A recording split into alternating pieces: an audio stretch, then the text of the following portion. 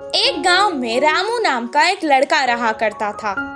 एक दिन जब उसकी माँ घर साफ कर रही थी, तब उसे एक पुराने जमाने का सोने का कड़ा मिला। वो उसे अपने हाथ में लेकर कहने लगा, माँ, मुझे ये कड़ा एक दिन के लिए पहनने को दो ना। बेटे की इस ख्वाहिश को देखकर माँ ने कहा, ठीक है बेटा, पहन लो, लेकिन याद रखना कोई साधारण कड़ा नहीं है, ये तो सोने का कड़ा है। आज इसे पहन लो और कल तुम्हारे पिता को बिना बताए हम इसे वापस अलमारी में रख देंगे। जैसे ही इसकी माँ ने कहा, वो तुरंत कड़े को पहन के सारा गांव घूमने लगा। रात में भी उसने उस कड़े को खुद से दूर नहीं किया और अपने पास ही रखकर सुकून से सो गया। उस रात उसके गांव में चोर घुस आए और जिसके घर से उन्हें जो कुछ मिलता था, जैसे पैसे, जेवर, सोना, सब उठाकर ले जाते थे। सुबह जब उसके गांव वालों को पता चला कि उनकी सभी मूल्य चीजें चोरी हो चुकी हैं, वो सब शोर मचाने लगे। कितना ढूंढने पर भी चोर का पता नहीं चला। रामू की वजह से उसके पुरखों का सोने का कड़ा चोरी हो चुका था। ये सुनकर उसके पिताजी को बहुत गुस्सा आया और वो डांटने और मारने लगे। कुछ देर बाद उसने कहा, वो कोई खिलौना नहीं था जो तुमने खो दिया, वो मेरे पुरखों की निशानी थी। अब दोबारा मुझे अपनी सूरत नहीं दिखाना, निकल जाओ यहाँ से। बेटे को कड़ा देने के लिए वो अब अपनी पत्नी को भी डांटने लगा। वहीं रामू अपने पिता से मार खाकर बहुत दुखी होकर घर से रोते रोते निकल गया। पास के बगीचे में जाकर एक बड़े पेड़ के नीचे रोता हुआ वो बैठ गया। वहीं पेड़ के नीचे जो चोर ने उसका कड़ा चुराया था, वो चोरी किया हुआ सामान वहां बंटवारा कर रहे थे। वो दोनों चोर जोर जोर से बात कर रहे थे। ये सुनकर रामू को पता चल गया कि वो वही चोर है। वो धीरे से वहां से उठा और कुएं के पास जाकर कुएं में देखकर रोने लगा और कहने लगा कि उसके हीरों का कड़ा कुएं में गिर गया है। उसके रोने की आवाज सुनकर चोर उसके पास आए और रामू से पूछने लगे कि वो क्यों रो रहा है। रामू ने जवाब दिया, मेरे दादा बहुत बड़े पंडित थे और उन्होंने एक जमींदार के पास पूजा की थी, तो उन्होंने उन्हें तोहफे में एक हीरो से भरा हुआ सोने का कड़ा दिया था।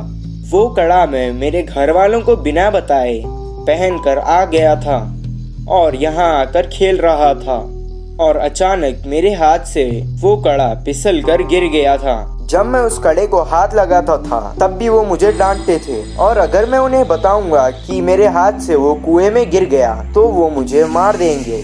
हीरो का कड़ा कुएं में है सुनकर ही वो दोनों लड़ने लगे कि कौन कुएं में जाकर कड़ा लाएगा। दोनों अपने हाथ में रखे सामान को जमीन पर रखकर एक साथ कुएं में कूद गए।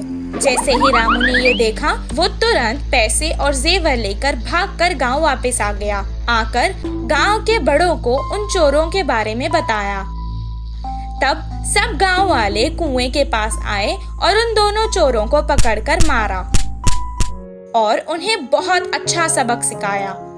सबके जेवर और पैसे उन्हें वापस मिल गए। रामू और उसके परिवार को उनका पुश्तैनी कड़ा वापस भी मिल गया था और रामू की होशियारी की वजह से रामू को खूब शाबाशी भी मिली। इस कहानी से हमें ये शिक्षा मिलती है कि समय पर चतुराई दिखाने से मुश्किल समस्या भी टल सकती है। पछताने वाला मोर।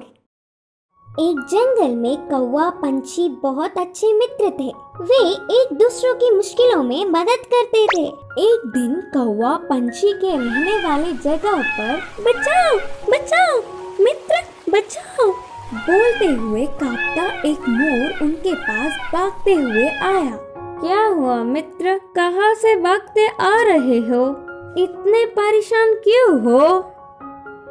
मुझ पर शिकारी की नजर पड़ी, वह मेरे पीछे पड़ता आ रहा है, तो बचने के लिए भागता हुआ रास्ता भूलकर तुम्हारे सामने आई। अब तुम्हें ही मुझे बचाना होगा।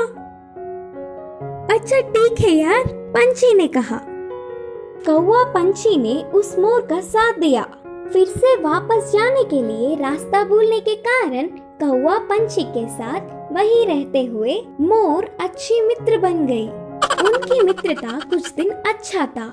कौवा पंछी के बीच के मित्रता ना सह पाते हुए मोर जलने लगी। किसी भी तरह कौवा पंछी को अलग करना चाहती थी।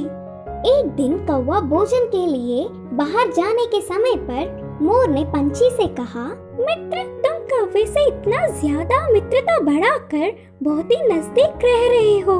क्या तुमने उसकी बदसूरती कभी नहीं देखी? उसे देख सब चिढ़ जाते हैं। तुम्हारा उससे दूर रहने में ही भलाई है। मैं जो कहनी चाहती थी वो कह चुकी, बाकी तुम्हारी मर्जी। वह सुनकर अचानक चौंकने वाला पंछी मोर से कहा, हाँ सच्ची, मैंने इतने दिनों से कौवे के बारे में सोचने की कोशिश भी नहीं की।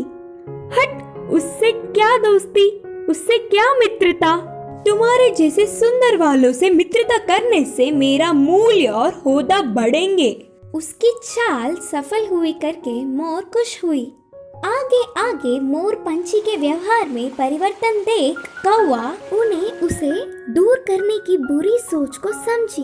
एक दिन, मित्रों, मेरी वजह से तुम्हें तकलीफ हो रहा होगा, इसीलिए इधर के पास में ही एक घोंसला बनाया। मैं वहाँ जाकर रहूंगा। चलता हूँ, करके कौवा उदास होकर कहा। वह अपने आप जा रहा है करके बोलने पर मन ही मन बहुत खुश होकर, अच्छा, अब तुम्हारी मर्जी मित्र, मोर और पंछी ने कहा। मोर और पंछी कौवे का भला टली करके खुशी मनाने लगे। ऐसे समय बीतता गया। पुराने मित्रों को छोड़ के आए हुए बहुत दिन होने से कौवे को उन्हें देखने की इच्छा जागी। पुरानी जगह पर उड़ता हुआ आया। उसी क्षण अपने पंख खोलकर नाचने वाले मोर पर एक शिकारी ने निशाना लगाया। कौवा देखा और परेशान हुआ। हटो वहाँ से, मोर मित्र, हटो, खतरा खतरा बोलकर जोर से चिल्लाया। पास में मरी हुई सांप को अपनी चोंच से पकड़कर शिकारी पर छोड़ा। सांप अपने ऊपर गिरने से, बचाओ बचाओ, सांप सांप बोलते हुए जोर से चिल्लाकर डर के शिकारी वहाँ से भाग गया। यह सब देखकर मोर के होश उड़ गए।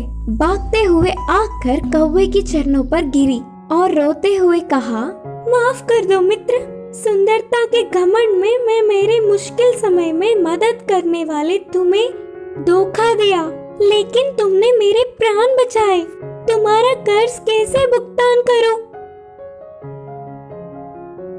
तब कौवे ने कहा, पछतावे से बड़ी कोई सजा नहीं, मैंने तुम्हें पूरे दिल से माफ किया। तभी आई हुई पंछी पूरी बात जानकर दुखी होकर अपनी की हुई गलती पर शर्मिंदा होकर सिर झुकाया। फिर तब से कौवा पंछी मोर हमेशा की तरह अच्छे मित्र जैसे रहने लगे।